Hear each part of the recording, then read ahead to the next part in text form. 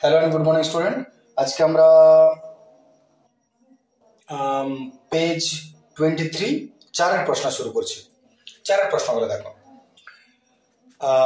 বার্ষিক 10% চক্রবৃদ্ধি সুদে 10,000 টাকার 2.5 বছরের চক্রবৃদ্ধি সুদ কত হবে? সাদা মাটা প্রশ্ন, বুঝতেই পারছো। রেট অফ ইন্টারেস্ট দিয়ে দিয়েছে আর ইজ ইকুয়াল টু 10%, প্রিন্সিপাল দিয়ে দিয়েছে 10,000 টাকা, সময় দিয়ে দিয়েছে এত বছর, চক্রবৃদ্ধি সুদ কত? 2.5 বছর। তাহলে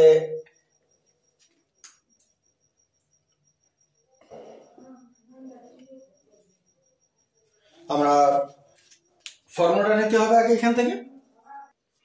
তাহলে আমরা ডাইরেক্ট 2.5 বছরে বার করতে গেলে একটা সমস্যা হবে। আমরা আগে 2 বছরে বার করে নিই আর 1/2 বছরটা তারপরে।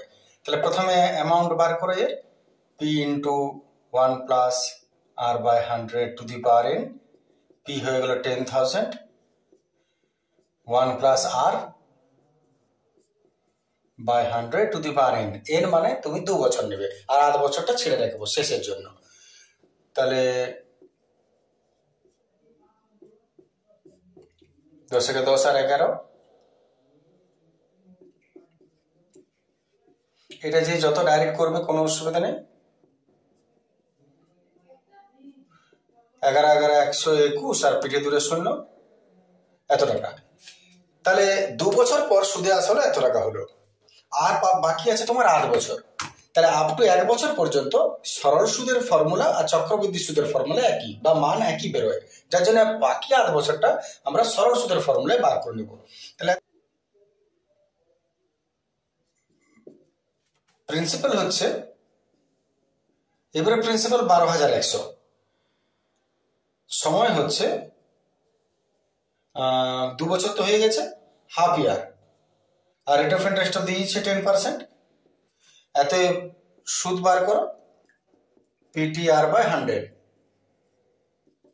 1 বছর পর্যন্ত চক্রবৃদ্ধি সুদের মান যা, সরল সুদের মানও তাই, যার জন্য আমরা সরল সুদের ফর্মুলায় বসাতে পারি 1 বছর পর্যন্ত চক্রবৃদ্ধির অঙ্কে। তাহলে পি 12,100 টি 1 2 আর বাই 100, 2 গোলা 2 গোলা 2 5 10, 5 1 5, 5 2 10, 0 হাত 1 6, 5 12 60, 605 টাকা। এত সুদ আসল হচ্ছে টোটাল। এদিকে 12,100 আর এদিকে 605, 12,705 টাকা। এটাই তোমার বেরোবার কথা। দেখে না, এতটা পর্যন্ত চলে আসছে দ্বিতীয় প্রশ্ন।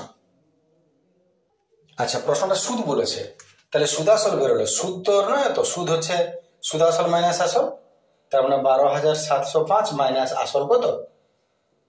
10,000, তাহলে 2,705 টাকা সুদ বলেছিল। ঠিক আছে, চলে আসছে আমরা পরের প্রশ্ন। চলে আসছে 2 নম্বর প্রশ্ন। প্রশ্ন বলছে x² + x + 1 = 0, সমীকরণের বীজগুলির বর্গ যে সমীকরণের বীজ সেটা হলো এটা প্রমাণ করতে বলেছে। তাহলে কি প্রমাণ করতে বলেছে তুমি পরে আসবে, তুমি আগে এই প্রশ্নটা লক্ষ্য করো। x² + x + 1 = 0 সমীকরণের বীজগুলি। তাহলে আগে দেখি এর সমীকরণ, তাহলে বীজগুলো। এই সমীকরণের ধরি এই সমীকরণের বীজ দুটি আলফা আর বিটা।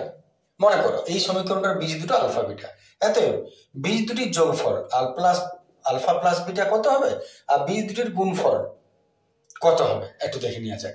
তাহলে বীজ দুটির যোগফলের ফর্মুলা হচ্ছে -b/a, আর বীজ দুটির গুণফলের ফর্মুলা হচ্ছে c/a। তাহলে -b/a, তুমি এখান থেকে দেখো এবিসি এর মান কত। যদি সমীকরণ এটা হয় তাহলে এ কত হবে 1, বি কত হবে 1, সি কত হবে 1। x² আগে যে আছে তাকে এ বলে, এটা যে x এর আগে যে সেটা বি, আর এটা হলো সি। তার মানে এখানে এ হচ্ছে 1, বি হচ্ছে 1, সি হচ্ছে 1, আগে আগে আগে যা আছে। তাহলে মাইনাস বি বাই এ মানে 1/1 হবে, তার মানে -1 হলো। এ প্লাস বি এর মান -1, আর এ ইন্টু বি মানে সি বাই এ, সিও 1, বিও 1, এও 1, তার মানে কত হচ্ছে আসলে 1। তাহলে তুমি এখান থেকে একটা জিনিস পেলে, এ প্লাস বি সমান -1 আর এ বি সমান 1। এরপর দ্বিতীয় স্টেপটা শুরু করা যাক। বলেছে এর সমীকরণের বীজগুলির বর্গ যে সমীকরণের বীজ, তাহলে এই সমীকরণের বীজগুলো যেটা তার বর্গ হবে এই সমীকরণটার বীজ। তাহলে দ্বিতীয় সমীকরণের বীজ কত হবে? অতএব যেটা পরে দিয়েছে, দ্বিতীয় সমীকরণের বীজ হবে প্রথম সমীকরণের বর্গ, তার মানে এটা আলফা স্কোয়ার আর একটা বিটা স্কোয়ার হবে, বর্গ মানে হোল স্কোয়ার। তাহলে হয়ে গেল পরের সমীকরণের বীজ এটা। আচ্ছা, যদি এটা হয় তাহলে সমীকরণটা কি হবে? অতএব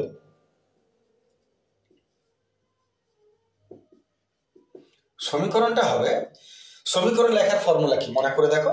সমীকরণ লেখার ফর্মুলা হলো এক্স স্কোয়ার মাইনাস বীজ দুটির যোগফল যা আছে, বীজ দুটির যোগফল ইন্টু এক্স প্লাস বীজ দুটির গুণফল সমান 0। আশা করি নিশ্চয়ই ফর্মুলাটা জানো। যদি না জানা থাকে তাহলে দ্বিঘাত সমীকরণের বীজ যদি দেওয়া থাকে তাহলে সমীকরণ গঠন করার ফর্মুলাই হলো এক্স স্কোয়ার মাইনাস বীজ দুটির যোগফল ইন্টু এক্স প্লাস বীজ দুটির গুণফল সমান 0। প্রয়োজনে আমার প্লে লিস্টে চেক করবে, এই চ্যাপ্টারটা দ্বিঘাত সমীকরণের পরিষ্কার এগুলো সব বলা আছে সেখানে। এরপরে এক্স স্কোয়ার মাইনাস, একটু এটাকে সলভ করা যাক। এটা তুমি মনে করো এ বি, তাহলে এ স্কোয়ার প্লাস বি স্কোয়ারের formula, a square plus b স্কোয়ারের ফর্মুলা এ প্লাস বি তার হোল স্কোয়ার মাইনাস 2ab। দেখে নাও, a square plus b square, a plus b তার whole square minus 2ab into পেছনে আছে x, আর এটা alpha into beta, alpha square beta square মানে আলফা ইন্টু বিটা তার স্কোয়ার দিয়ে দিলাম বাইরে। এতে এক্স স্কোয়ার মাইনাস, একটু মান বসে যাক, আলফা প্লাস বিটা মানে -1, এর জায়গায় আমি -1 বসালাম। -2 ইন্টু আলফা বিটা কত 1, তাহলে এর জায়গায় 1 বসালাম।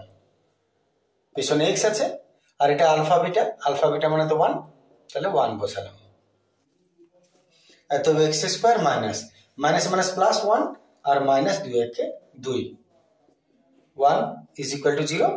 এত এক্স স্কোয়ার মাইনাস, বিয়োগ করলে -1 হবে, বড় রকম মাইনাস আছে।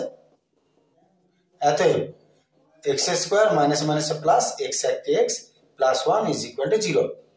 তাহলে যদি পুরো সলভ করি আমরা, তাহলে সমীকরণটা কি পাচ্ছি তুমি দেখে নাও, x square plus 1 x plus 1 সমান 0, যেটা তোমাকে বলেছে যে এর বর্গ করলে যে বীজ হবে সেই বীজের সমীকরণ এটা। তাহলে একদম এটা ঠিক, তাহলে প্রমাণিত। ঠিক আছে না? আশা করি বুঝতে পেরেছ। চলে আসছে আমরা পরের প্রশ্ন। চলে আসছে আমরা 3 প্রশ্ন। প্রশ্ন বলছে এক্স 12 ওয়াই 27 যদি ক্রমিক সমানুপাতে হয়, এক্স ওয়াই এর ধনাত্মক মান কত? তাহলে ক্রমিক সমানুপাতে মানে বুঝতেই পারছো, একটা ডিজিট রিপিট হবে দুবার করে। তার মানে যদি ক্রমিক বলে, তার মানে আমি লিখতে পারি এক্স ইজ টু 12 সমান 12 ইজ টু ওয়াই সমান ওয়াই ইজ টু 27, মাঝের গুলো রিপিট হতে থাকবে। এক্স ইজ টু 12 সমান 12 ইজ টু ওয়াই সমান ওয়াই ইজ টু 27, ক্রমিকের নিয়মই। এবারে এক্স ওয়াই এর মান তুমি কি করে বার করবে? যদি তুমি এই 3টা অনুপাত আলাদা করে ধরে তো আর অঙ্ক করা যায় না, বেছে নিতে হবে দুটো, হয় এটা সমান এটা একবার আর নাহলে এটা সমান এটা আরেকবার। এবারে যদি তুমি এটা সমান এটা করো তাহলে তুমি লক্ষ্য করো এগোতে পারবে না, কারণ এক্স আর ওয়াই দুটোই আছে। কার মান বেরোবে? কারো মান বেরোবে না। কিন্তু তুমি লক্ষ্য করো শেষের দুটো যদি আগে ধরো তাহলে এখানে কিন্তু এক্স নাই, শুধু ওয়াই আছে। এইখান থেকে ওয়াই এর মান বেরোবে, তাতে এখানে বসাবে, এক্স এর মান পেয়ে যাবে। আশা করি ক্লিয়ার। তাহলে প্রথমে এই দুটো লিখবো আমি, 12 ইজ টু ওয়াই সমান ওয়াই ইজ টু 27, যেটা খুশি লিখতে পারো। তাহলে 12 by y is equal to y by 27, y y y y y square আর 12 ইন্টু 27, এত স্কোয়ার ট্রান্সফার করছি রুট ওভার 12 ইন্টু 27, 3 4 12, 3 9 27, 2 3 1 3, 4 এর জায়গায় 2, 9 এর জায়গায় 3। আশা করি ঠিকই করেছি, দেখে নেবে। 3 3 9 9 2 18, ওয়াই এর মান 18। এবার এক্স, এবারে এই দুটোকে নাও, এটা ইস টু এটা। এবার এক্স ইস টু 12 সমান 12 is to Y, 12 is to Y, Y এর জায়গায় কত হবে 18। অতএব এক্স সমান 12, 12টা উপরে উঠে গেল 18, বা তুমি যেভাবে সলভ করবে 6 দুগুণে 12, 6 3 18, 3 4 12, 4 দুগুণে 8। এতে এক্স এর মান হচ্ছে 8 আর ওয়াই এর মান হচ্ছে 18। ক্লিয়ার? চলে আসছে আমরা পরের প্রশ্ন।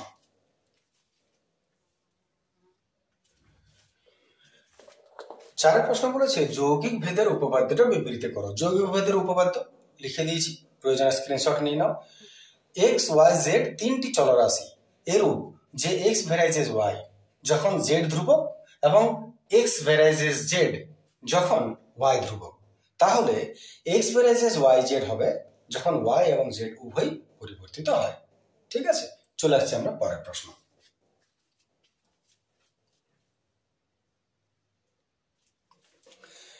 পাঁচের বলছে যদি m is equal to root over n by n plus b হয় তবে n কে m ও b দ্বারা প্রকাশ করো। তো এটা সহজ প্রশ্ন, যাই প্রশ্ন থাকে না কেন যাকে প্রকাশ করতে বলবে আসলে তার মান বার করতে বলেছে। তুমি সহজ কাজ যেভাবে হোক ট্রান্সফার করো, যাকে বলেছে প্রকাশ করতে সেইটা সমান বাকি সব ট্রান্সফার করে দাও, কাজ শেষ, কিচ্ছু না এটার মধ্যে বোঝা। তাহলে আমাদের প্রশ্ন দিয়েছে m is equal to root over n by n plus b. আমার প্রথম কাজ রুটটাকে ট্রান্সফার করো, রুটটাকে ট্রান্সফার করলে কি হয় স্কোয়ার হয়ে যায়, তাহলে রুট ট্রান্সফার করলাম স্কোয়ার হয়ে গেল, যে যতটা ডাইরেক্ট করবে। এবারে আমাকে n এর মান বার করতে হবে, তাহলে সব n আমি একদিকে আনার চেষ্টা করবো। আগে ক্রস করে নিই একটু, ক্রস করলে m স্কোয়ার ও n হবে প্লাস m স্কোয়ার ও b হবে, আর এদিকে n দেখে নাও m square n plus m square b, আর এদিকে n একে n। n গুলোকে তুমি নিয়ে এসো একদিকে, তাহলে এটাকে নিয়ে যাও অন্যদিকে, এটাকে নিয়ে এলাম এটাকে, এটাকে নিয়ে গেলাম ওদিকে, সরি এটা মাইনাস হবে। এরপর যেহেতু তোমাকে n এর মান বার করতে বলেছে যে কোনো উপায়ে n কে এদিকে রাখতে হবে, তাহলে দুটোর থেকে n কে কমন নিয়ে নাও, পড়ে রইল m স্কোয়ার মাইনাস 1, এদিকে যা আছে থাক। এত n সমান minus m square b by, ঠিক আছে না, ট্রান্সফার করে দিলাম। এবারে সামনে মাইনাস রাখাটা ঠিক নয়, উপায় কি, নিচের থেকে মাইনাস কমন নাও, কেটে দাও। তাহলে আমরা এতে মাইনাস যখন আছে এখানে থাক, এটার থেকে মাইনাস কমন নিচ্ছে, মাইনাস কমন নিলে উল্টে যাবে 1 minus m square, minus minus চলে গেল। এতে আমাদের m square b by 1 minus m square, এটাই রইল, এটাই উত্তর, n এর মান যা বেরোবে n সমান সেটাই উত্তর। তাই তুমি এটা বলো এটা বলো এটা বলো, একটু সলভ করে দেওয়া বেটার। হ্যাঁ, চলে আসছে আমরা এর পরের প্রশ্ন।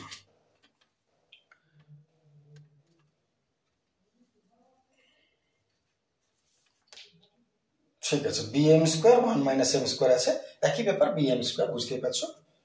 চলে আসছে আমরা পরের প্রশ্ন।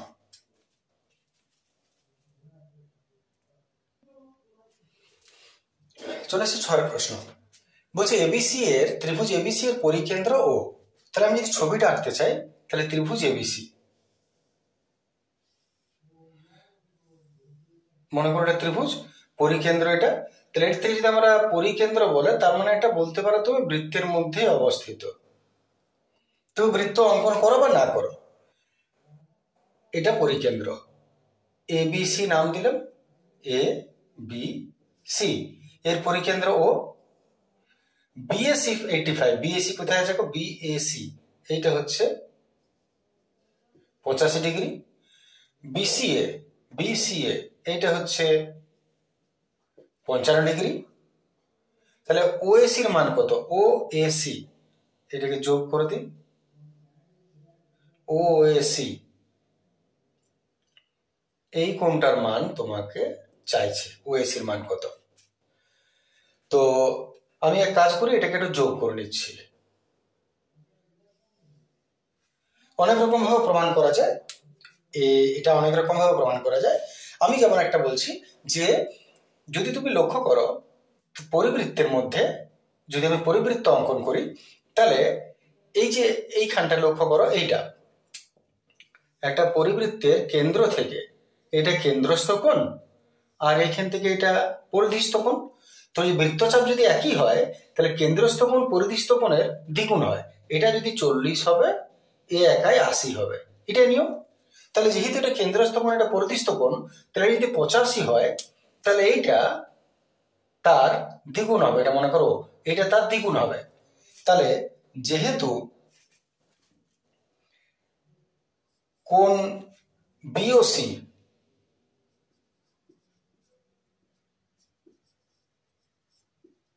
কেন্দ্রস্থ ও কোণ বিএসি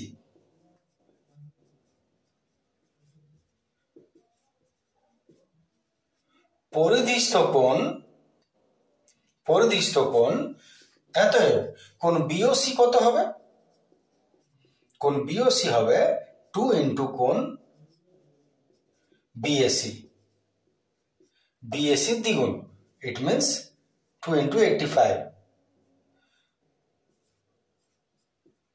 5 × 16 17 170 ডিগ্রি।